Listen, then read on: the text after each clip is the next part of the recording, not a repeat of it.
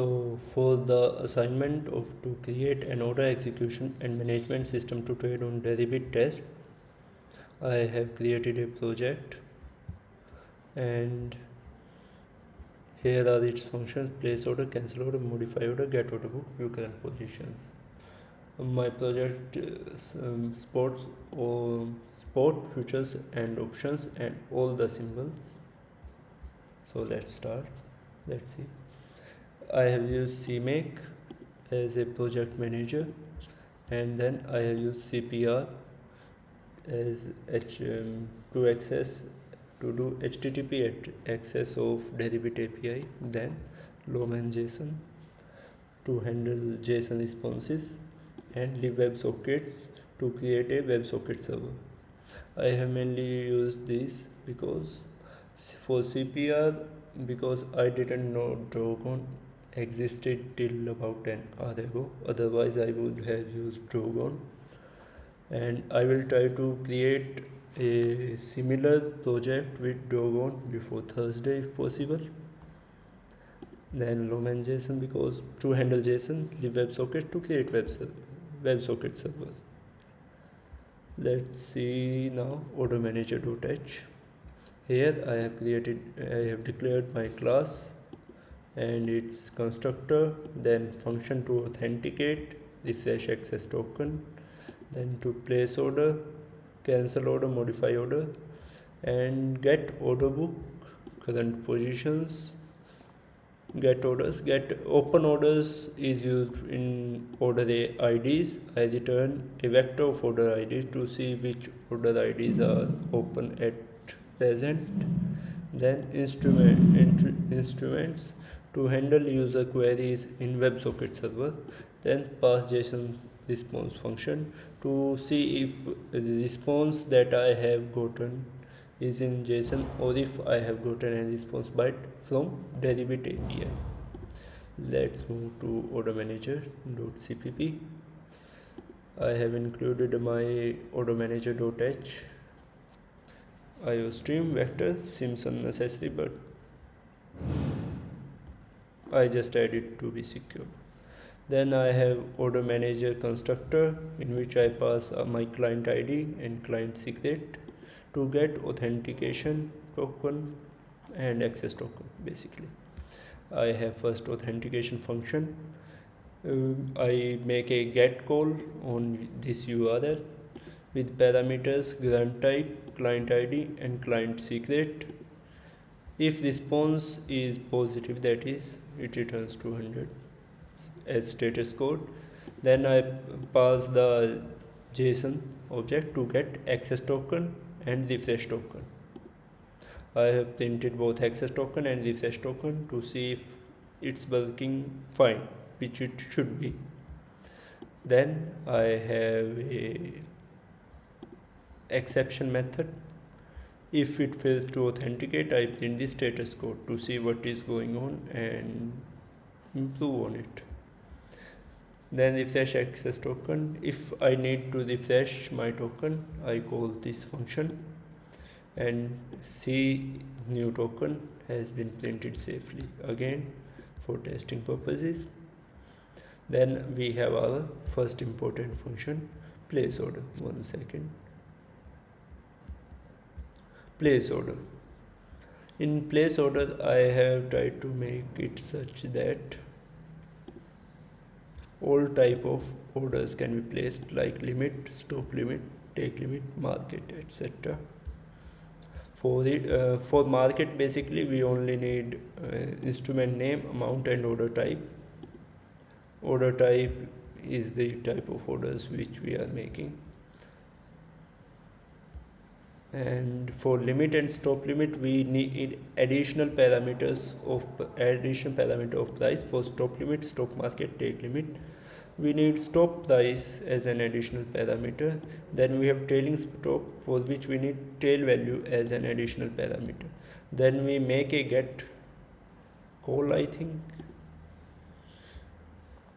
Then with parameters that we have added here, and we pass a header for authorization so that it knows we are allowed to make these orders. Then we have cancel order in the similar way. In cancel order, I have taken order ID as parameter because we identify the which order to cancel on the basis of order ID. And then for it, I have seen if token has been access token expired. Then I refresh my token and again make it work. Again do cancel request. Then I have modify order similar to cancel order. I need an order ID to modify my order, and it also take new amount, new type, price. Cancel order and modify order cannot be done with market type of order because that executes almost immediately on whatever price market is at will be at that moment. So I have parameters to modify my order and then header to authorize that. Again, I see if my access token has expired, I refresh that and then send modify request again.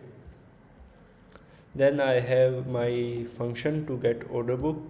For it I only need instrument name. Instrument means BTC on put or call on a particular date Bitcoin. So then I have a function to get my current positions at present. Then I have order manager to see which orders are open. Get open order is mainly to get mainly for order IDs. I return it in a string to see which orders are open. Then using those order IDs, we can further make a cancel or modify order request function. We call those functions. Then I have get instruments. Get instruments is mainly for WebSocket server. We will see that later. Then pass JSON. Now in main.cpp I have first made two functions, print response and print open orders, to make it easier for us to see if all things are working as expected, as they are supposed to. And in main I have first called my extracted my config.extract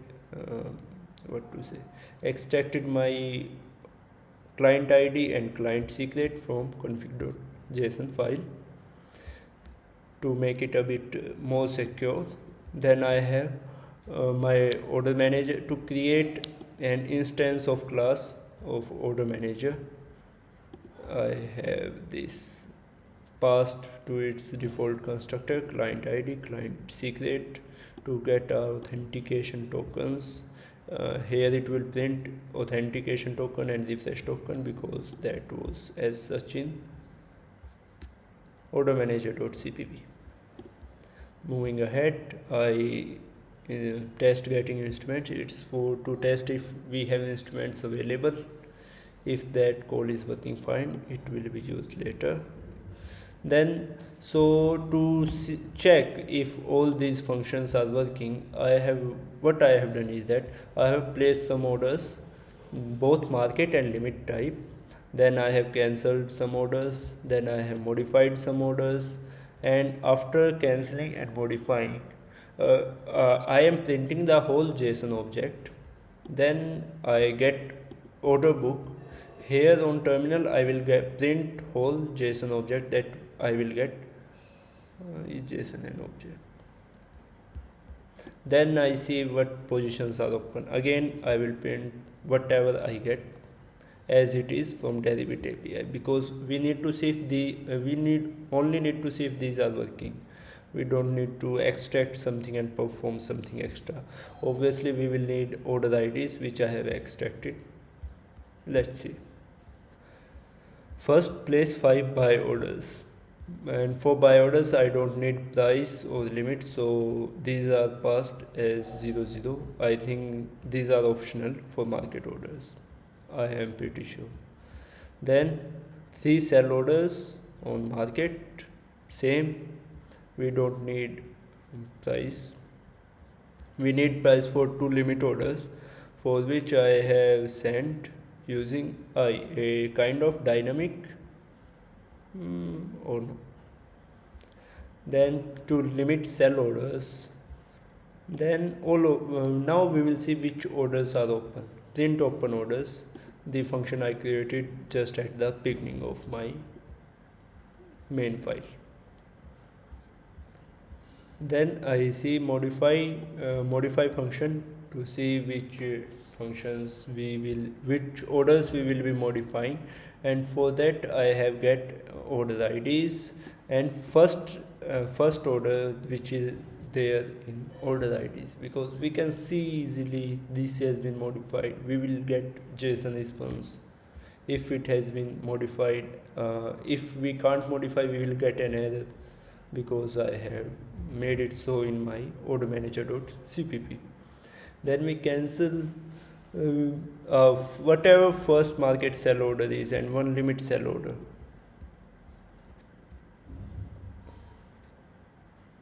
Mainly we cancel the limit sell order. I don't think we can cancel market sell order, so it's no.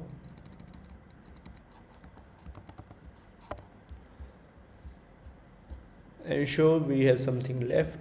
We see which orders are left in our account. Then we get a Bitcoin order book because Bitcoin was at top. And then we print our current positions. So let's start. Make and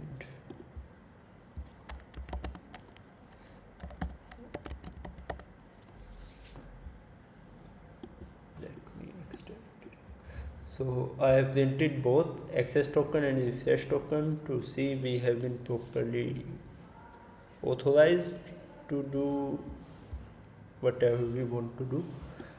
Market buy order 1, 2, 3, 4, 5. We made 5 buy orders. Then we made 3 market sell orders. Then we made 2 limit buy orders. Then 2 limit sell orders. So place order, we know place order is working totally fine. Then we see which orders are open at current. A lot of orders are open because I tested it before. Then we modify our first order with this ID. We get a JSON object as response, so it's working totally fine. Then again we cancel order. We cancel our first order. We had modified it, so it came on top. Then we cancel this order. See, we cancelled 714. It is not there, so cancel is working fine. We modified 084. 084 is still there. Then we print a order book response. For the proof of order book response, I think better will be to show in WebSocket server properly. Then we have current positions in Bitcoins. What is happening? Are we making loss, profit, whatever is happening? We see that in current positions. And so let's see WebSocket server.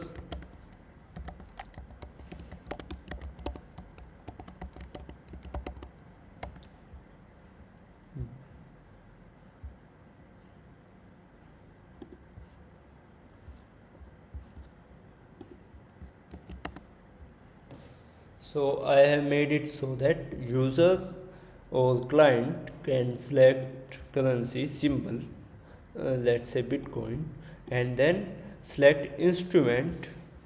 I have printed a dynamic list of instruments, all the instruments that were in Deribit API for this symbol. Let's say 30th October for coal. Then we see our order book. High, low. I have printed all the important information which a trader might need, and here they are. So let's see if it works for multiple clients.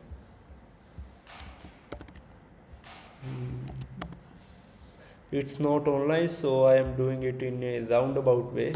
So let's select Ethereum as our symbol and 30th October call, and there is our order book. It updates every second. I think you will be better be able to see here. If we wait a second, here mark price changed. Let's see. So we can see here client connected. It is working totally fine for multiple clients. Now I think this project is complete, but it is, I later found out that CPR is only for synchronous calls. It will not work for or take a lot of time for asynchronous calls, for which we use Dragon.